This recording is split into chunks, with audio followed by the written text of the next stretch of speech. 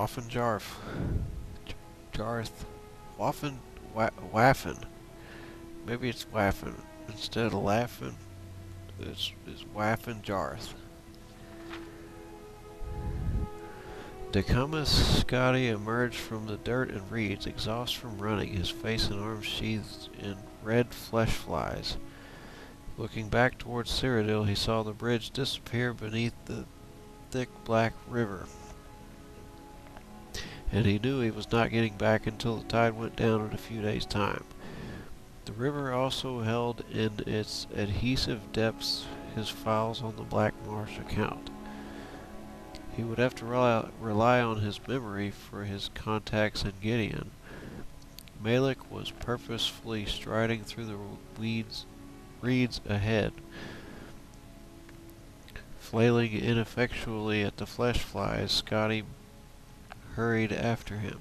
"We're lucky, sir," said the Red Guard, which struck Scotty as an extraordinarily odd thing to say until his eyes followed where the man's finger was pointing.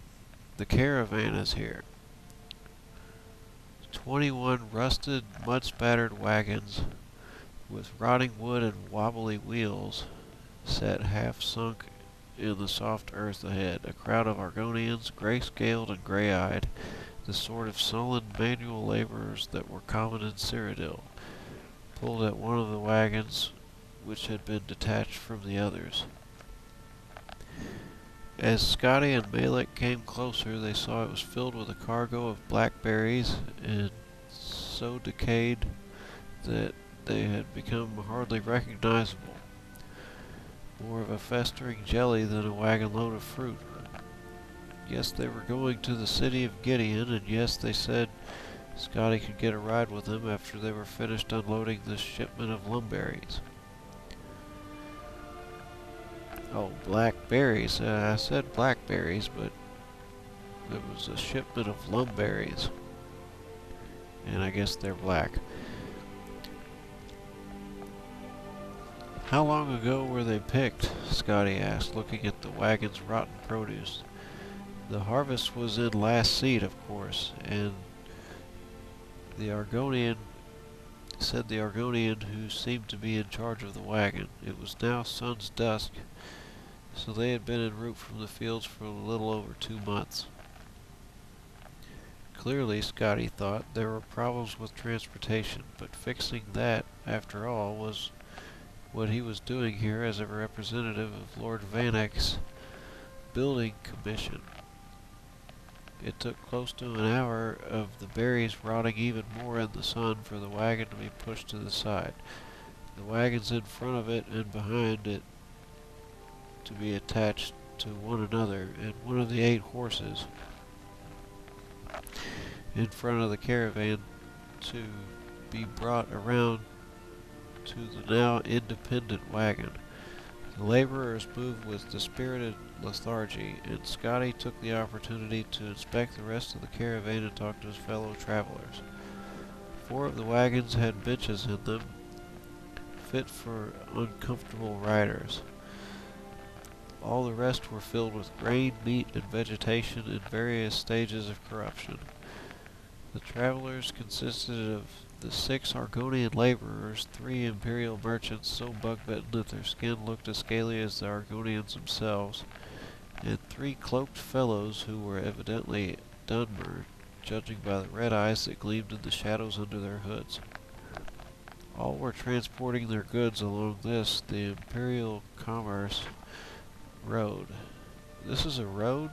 Scotty exclaimed, looking at the endless field of reeds that reached up to his chin or higher. "It's solid ground of a sort," said one of the hooded Dunmer shrugged.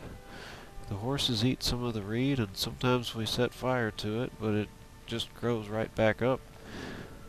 Finally, the wagon master signaled that the caravan was ready to go, and Scotty took a seat in the 3rd wagon with the other Imperials. He looked around, but Malik was not on board.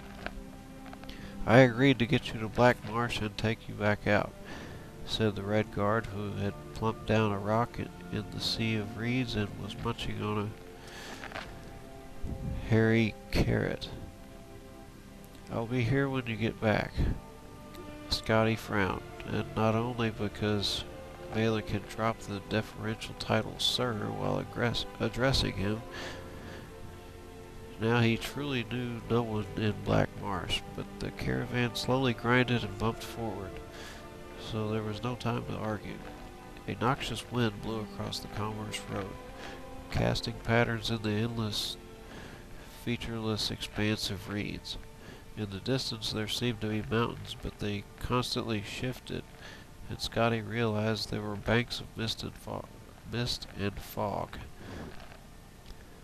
Shadows flitted across the landscape, and when Scotty looked up, he saw they were being cast by giant birds with long, saw-like beaks nearly the size of the rest of their bodies. Hackwings, Chero, Gemellus, and Imperial on Scotty's left, who might have been young but looked old and beaten, muttered. Like everything else in this damnable place, they'll eat you if you don't keep moving. Beggars pounce down and give you a nasty chop, and then fly off and come back when you're mostly dead from blood loss. Scotty shivered. He hoped they'd be in Gideon before nightfall. It was then that it occurred to him that the sun was on the wrong side of the caravan. "Excuse me, sir," Scotty called to the wagon master. "I thought you said we were going to Gideon." The wagon master nodded. "Why are we going north then, when we should be going south?" There was no reply but a sigh. Scotty confirmed with his fellow travelers that they too were going to Gideon, and none of them seemed very concerned about the circuitous route to getting there.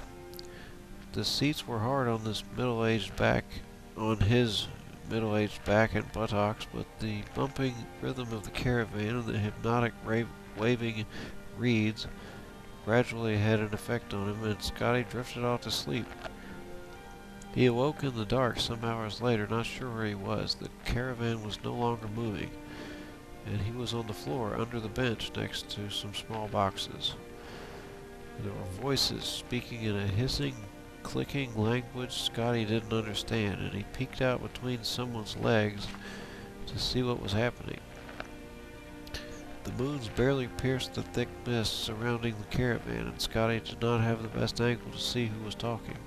For a moment it looked like the gray wagon master was talking to himself, but the darkness had movement and moisture, in fact, glistening scales. It was hard to tell how many of these things there were, but they were big, black, and there were more. And the more that Scotty looked at them, the more details he could see. When one particular detail emerged, huge mouths filled with dripping needle-like fangs. Scotty slipped back under the bench. Their black little eyes had not fallen on him yet. The legs in front of Scotty moved and then began to thrash as their owner was grabbed and pulled out of the wagon. Scotty crouched further back, getting behind the little boxes. He didn't know much about concealment, but had some experience with shields.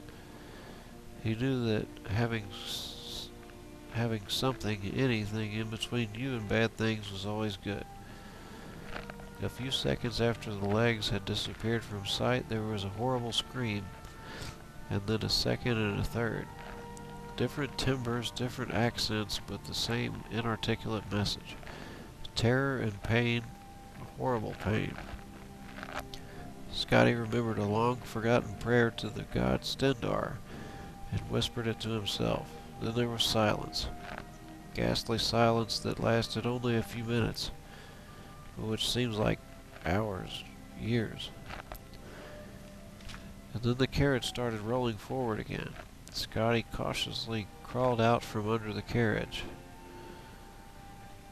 Chero Gemellus gave him a bemused grin. "There you are. I thought the Nagas took you." "Nagas? Nasty creatures," Gemellus said, frowning. "Puff adders with legs and arms, 7 feet tall, 8 when they're mad, come from the inner swamp. And they don't like it here so much that they're particularly peevish. You're the kind of posh Imperial they're looking for. Scotty had never in his life thought that of himself as posh. His mud and flesh-fly bespeckled clothing seemed eminently middle class at best to him. What would they want me for? To rob, of course. The Imperial smiled. And to kill. You didn't notice what happened to the others? The Imperial frowned as if struck by a thought. You didn't sample from those boxes down below, did you? Like the sugar, do you? Gods, no. Scotty grimaced. The Imperial nodded, relieved. You just seem a little slow. First time to Black Marsh, I gather? Oh, hi-ho, hissed Piss. Scotty was just about to ask Gemellus what that vulgar term meant when the rain began. It was an inferno of foul-smelling yellow-brown rain that washed over the caravan, accompanied by the growl of thunder in the distance. Gemellus worked to pull the roof up over the wagon, glaring at Scotty until he helped with the laborious process. He shuddered, not only from the cold damp, but from the contemplation of the disgusting precipitation pouring down on the already nasty produce in the uncovered wagon. We'll be dry soon enough, Gemellus smiled, pointing out into the fog.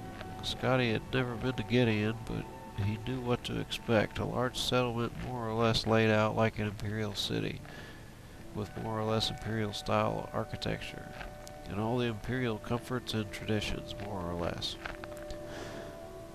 The jumble of huts half sunk in mud was decidedly less. So where are we? Asked Scotty, bewildered.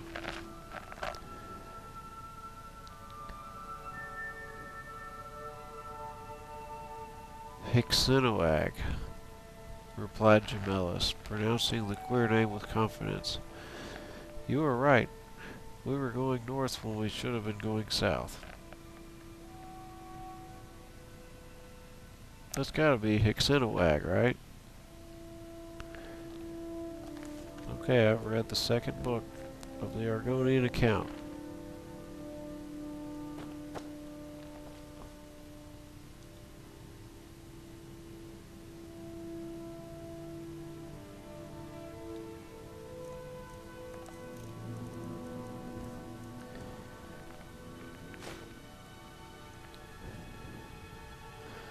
Holy shit, I rearranged shit. Why is that book so big? It's not even in order. What the fuck? That kind of makes me mad that it fucked up the graphic and put it in the wrong fucking order. Okay, I'm gonna stop right here and take a break and drink some beer.